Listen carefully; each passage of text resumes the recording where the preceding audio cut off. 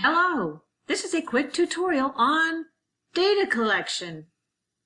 In this tutorial, I'll be speaking about 3 types of data collection: event recording, interval recording, and lastly, duration recording.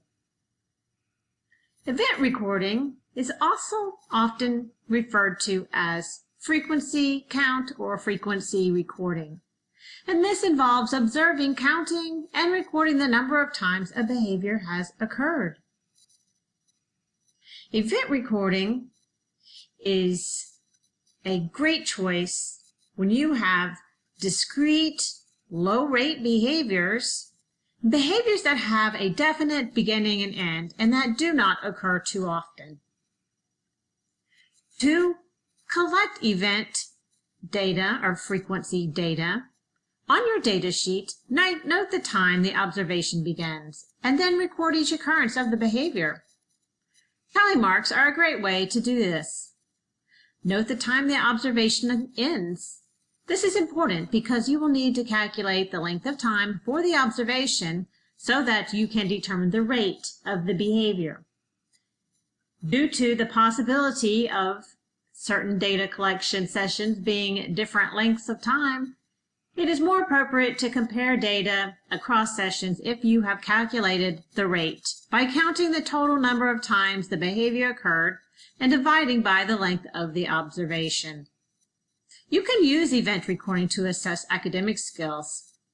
When doing so, it is beneficial to count both correct and incorrect responses. This will allow you to be sure that as correct responding increases, incorrect responding decreases. Remember, you will get an underestimate of behavior occurrence if the behavior is a sustained behavior such as time on task. It should be a discrete behavior. You'll also get an inaccurate record if the behavior occurs at a very high rate, such as pencil tapping. You want to use this on low-rate behaviors, ones that have a definite beginning and end, and that do not occur too often. Additionally, you want to be sure that the behavior you're recording has a definite onset and cessation so that you will be able to tell when the behavior has occurred. Again, this procedure involves observing, counting, and recording the number of times a behavior has occurred. Here is a sample data sheet. You're putting your important information at the top, and then recording the length of your interval, tallying the number of times the behavior occurred, and creating a total.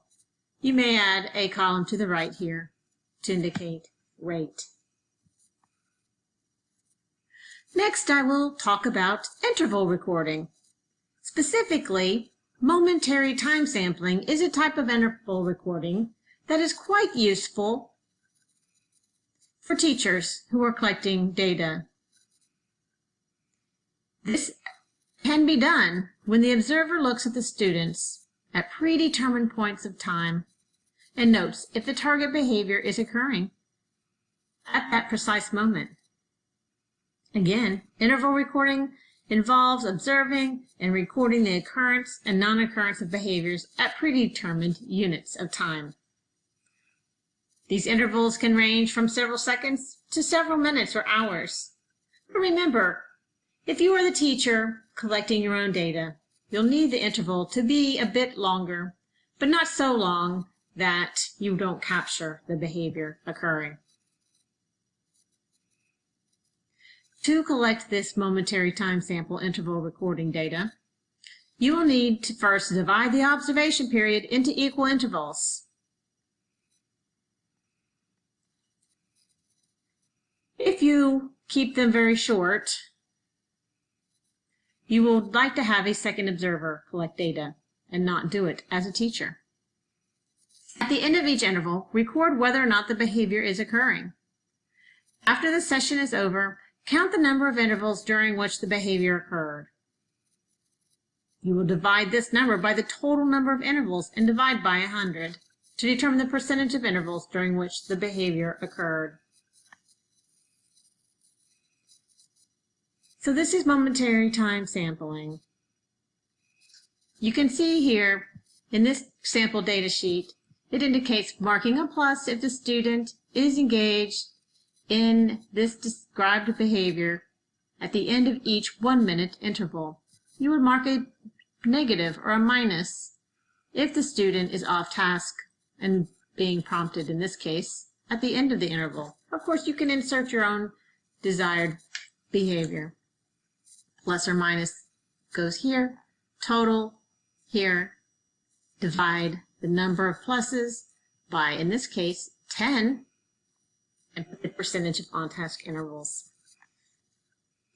And lastly, we have duration recording. With duration recording, you are able to get a lot of different data. If you collect the duration of each occurrence of the behavior, you have frequency data. And with that, you'll know the rate of the behavior. You can add the duration of each occurrence to get a cumulative duration. You can average each occurrence duration and get a percent of the interval that the behavior is occurring. So data duration recording can be very useful. Duration recording involves observing, timing, and recording the total amount of time a behavior has occurred.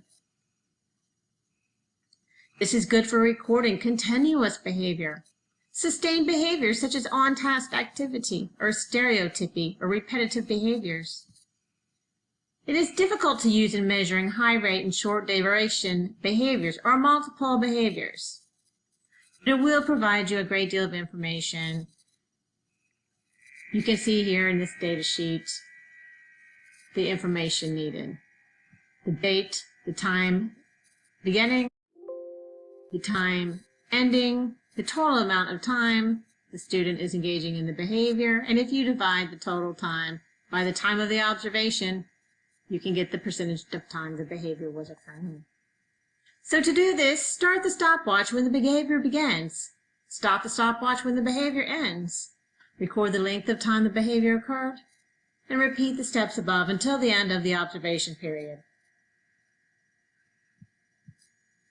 Consider duration recording. So I thank you for your attention during this presentation on data collection.